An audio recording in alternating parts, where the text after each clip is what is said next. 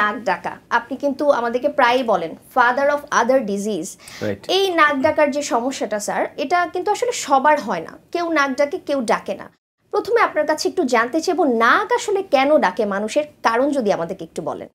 Thank you very much doctor Marjan, সুন্দর একটি প্রশ্ন করবার জন্য। লাইলা আপা, আপনি নিশ্চয়ই খেয়াল করেছেন যে আমাদের সমাজে কিন্তু অনেকেই নাক ডাকে, তাই না?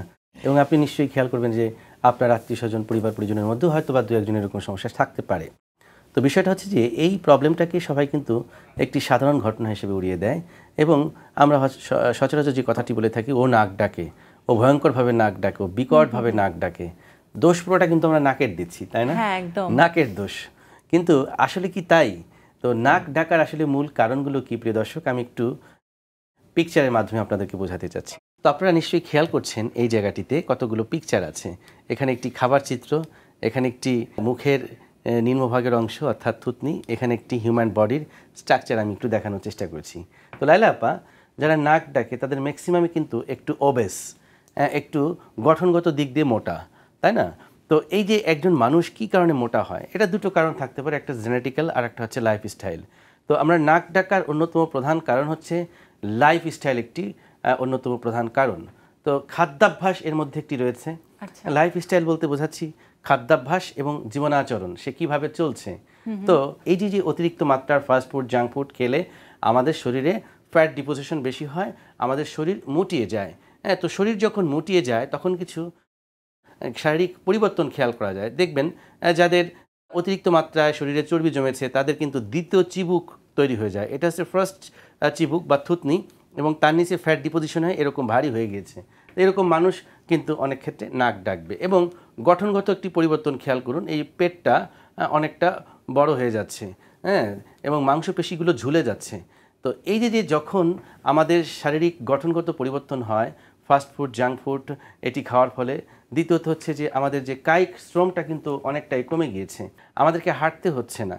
তো যে কারণে আমরা এখন ঘরে বসে থাকি অথবা অফিস আদালতে কাজকর্ম করছি ঘন্টার পর ঘন্টা চেয়ারে বসে, ঠিক আছে?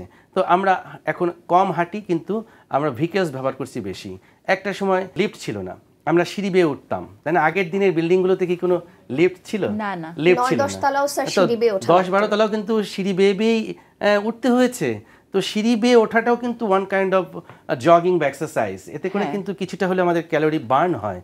তারপর খেলাধুলার যে একটি জায়গা ছিল, আগে মাঠ ছিল, তো দেখুন মাঠের সংখ্যা কিন্তু কমে গিয়েছে আপা। এখন সমস্ত খেলা চলে এসেছে কোথায়? একটি মোবাইল সেটের মধ্যে। আপনি দেখবেন যে বাচ্চারা ঘন্টার পর ঘন্টা মোবাইলে গেমস খেলছে আর এভাবে স্ক্রল করছে। তো আমি প্রায় খেয়াল করি যে যখন যাই, যে ঘন্টার পর ঘন্টা ওই মোবাইলের দিকেই তাকিয়ে আছে। তো সে যে একটু খেলবে বাইরে, যে সেই খেলাটাও সীমাবদ্ধ হয়ে গিয়েছে।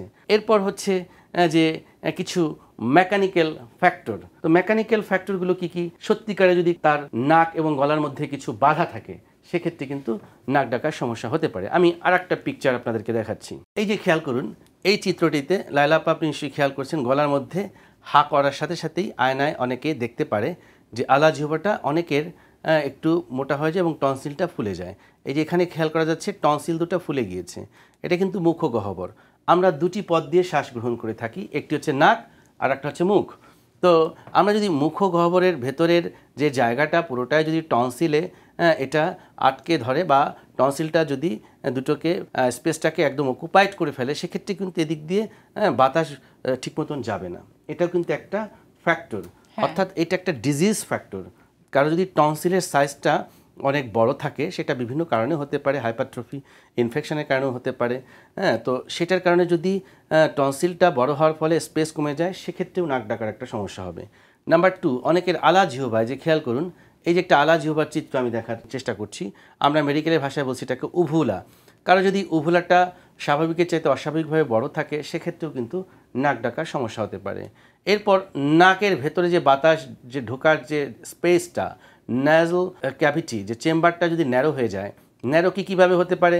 এই যে দেখবেন নাকের ভেতরে কতগুলো মাংসপিণ্ড থাকে, সেগুলোকে আমরা বলছি টার্বিনেট। এটা ইনফিরিয়র টার্বিনেট, মিডল টার্বিনেট, এটা ইনফিরিয়র টার্বিনেট, মিডল টার্বিনেট, এবং মাঝখানে একটা পার্টিশন থাকে। কারো কারো ক্ষেত্রে দেখা যায় নাকের এই পার্টিশনটা বাঁকা, সেটি ডান দিকে বাঁকা থাকতে পারে, বামে থাকতে পারে, উভয় দিকে থাকতে পারে। এই বাঁকা একটা সমস্যা এবং মাংস ফোলা একটা সমস্যা। তো সামগ্রিকভাবে যখন কেউ নাক দিয়ে শ্বাস গ্রহণ করতে পারে না, মুখ দিয়ে শ্বাস গ্রহণ করতে পারে না, তখনই কিন্তু বাধার সৃষ্টি হয়। আর বাধার থেকেই ভাইব্রেশন, আর ভাইব্রেশন থেকেই নাক ডাকার শব্দ। সেটাও আমি একটি অ্যানিমেশনের মাধ্যমে দেখাতে চাই। একটু খেয়াল করুন, যেমনটি বলছিলাম, এই যে বাতাস দুই পথ দিয়ে ঢুকছে, একটা নাক দিয়ে ঢুকছে, একটা মুখ দিয়ে ঢুকছে।